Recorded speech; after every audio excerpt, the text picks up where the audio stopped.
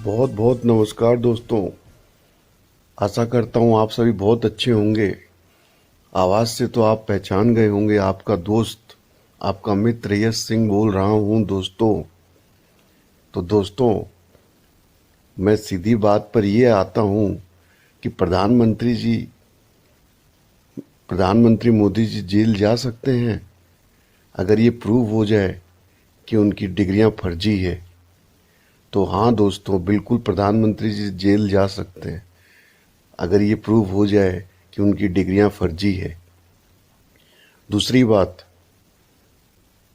RTI के अंतर्गत भारत के लोगों को ये पूरा पावर है कि वो पता करें कि जो भी लोग असंवैधानिक पोस्ट पे बैठे हुए हैं उनकी डिग्रियां क्या है, कैसी है, सही है, कहाँ से है, ये सब जानकारी उन्हें उनको मिलनी चाहिए। इसका पावर है हर भारत के सिटीजन को आरटीआई एक्ट के अंतर्गत। तो इन दोनों वजह से न सिर्फ भारत के प्रधानमंत्री जेल जा सकते हैं अगर प्रूव हो जाए कि उनकी ये डिग्रियां फर्जी है, बल्कि उनका प्रधानमंत्री का पद भी जा सकता है। ठीक है दोस्तों, अगर प्रूव हो जाए कि ये डिग्रियां फर्जी जमा की हुई है।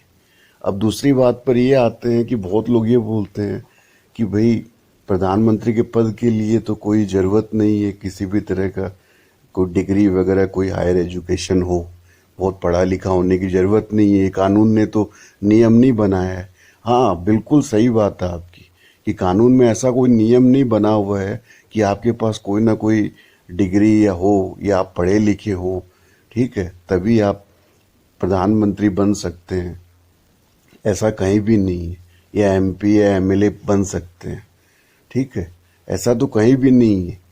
लेकिन ऐसा जरूर है आपके कानून में कि आप अगर किसी भी डिग्री को जमा करते हैं, आप कोई भी ऐसा दस्तावेज जमा करते हैं, ठीक है, कि ये दस्तावेज प्रूफ करता है कि भाई आपका ये एजुकेशन है, आपका ये एक्सपीरियंस है, ठीक है, आपकी ये उम्र है, ठीक है, तो जो भी दस्तावेज होते हैं अगर वो आप खुद अपने आप से जमा करते हैं और उससे आप प्रूफ करते हैं कि आपकी ये डेट ऑफ बर्थ है, ये आप इतने पढ़े लिखे हैं, कोई भी दस्तावेज आप जमा करते हैं, आप अपना एड्रेस का दस्तावेज जमा करते हैं भारत के रिकॉर्ड में, ठीक है, सरकार के रिकॉर्ड में, सरकार के रिकॉर्ड ही नहीं कहीं भी, तो फिर ये आपके ऊपर में बाइंडिंग हो जाती है कि वो जो है वो सही होना चाहिए, सत्य होना चाहिए।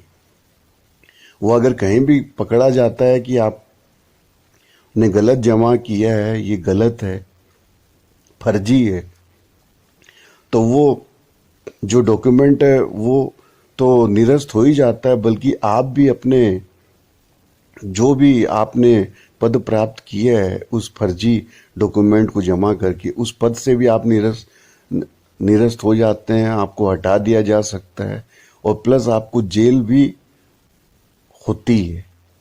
ठीक है दोस्तों, कोई एमएलए हैं आज भी आपके उत्तर प्रदेश से, तो वो भी आज 4-5 साल से जेल में है क्योंकि उन्होंने कोई गलत डिग्री वगैरह जमा कर दी थी।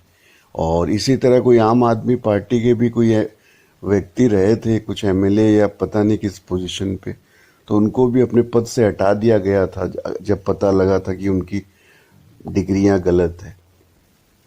तो उदाहरण की कोई ऐसी ज़रूरत नहीं है, ये कानून है भारत में कि आपका कोई ऐसी ज़रूरत नहीं है कि आप कोई आप पढ़े लिखे हो प्रधानमंत्री या कोई भी कुछ भी बनने के लिए।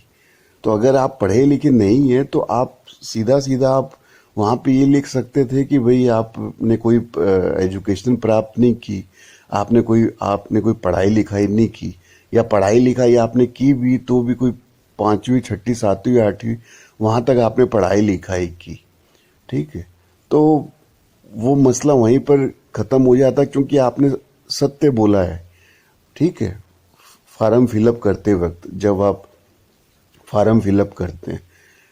लेकिन अगर उस समय आप लिख देते हैं कि आपने ये पढ़ाई लिखाई की ये और फिर उसको सपोर्ट करने के लिए आप वो दस्तावेज जमा करते हैं, ठीक है, ये फर्जीवाड़ा का ये केस बन जाता है दोस्तों। और ये गलत सूचक होता है। कानून के अंतर्गत जो है इसके ऊपर कानूनी प्रावधान है, कानूनी सजा है, इसकी वजह से आपको जेल हो सकती है, आप जिस पद पे हैं उस पद से आपको हटाया जा सकता है। तो दोस्तों ये सारी बात है। तो बिल्कुल जो मैं कह रहा हूँ ये कोई गैर कानूनी बात नहीं कह रहा हूँ। तो अगर इस मसले पर अभी अगर सुप्रीम कोर्ट पर जाके बाकी जितनी भी पार्टियां हैं वो जाके आरटीआई लगाए, जो भारत के सिटीजन्स है, भारत के लोग हैं, वो आरटीआई लगाए और ये कहे कि उनको जानना है भारत के प्रधानमंत्री की डिग्री, ठीक है, और उसको जो है यूनिवर्सिटीज जो हैं उस वो भी चेक करें। और इसके ऊपर में अगर कोई चेक करने की कोई कमेटी वगैरह कुछ भी बैठे कि जिसकी जांच हो, न सिर्फ प्रधानमंत्री की हो, जितने भी आज एमपी एमएलए जितनी है सबकी डिग्रियां उन्होंने अगर जमा की है, ठीक है, तो उनकी जांच होनी चाहिए, मैं तो ये कहता हूँ। और इस जांच के बाद में अगर कहीं भी कुछ गलतियां निकलती है, कुछ निकलता है कि भाई किसी की डिग्री गड़बड़ है, सही नहीं है, फर्जी है, ठीक है, तो उन सभी की जो है पद से निरस्त हो जाएंगे वो सभी लोग, कोई भी एमपी हो, चाहे एमएलए हो, चाहे प्रधानमंत्री जी हो, सभी हो सकते हैं। ये कानून है, तो देश तो कानून से ही चलेगा दोस्तों। तो बिल्कुल ये बात मैं आपको कह रहा हूँ कि कानून संगत है ये बात, कि अगर प्रूव हो जाता है कि ये डिग्रियां जो है, ऐसी कोई डिग्री नहीं है प्रधानमंत्री के पास में, ठीक है, और ऐसा हो जाता है कि भाई ये डिग्रियां फर्जी है, तो प्रधानमंत्री का पोस्ट से हटा दिया जा सकता है नरेंद्र मोदी जी को, और उनको जेल भी हो सकती है, ठीक है। तो इन सब मसलों को अब ओपोजिशन पार्टीज कैसे उठाती है आगे सुप्रीम कोर्ट में जाके, जिससे भारतवर्ष में जो है लोकतंत्र मजबूत हो, वो तो अब आगे देखने की बात है।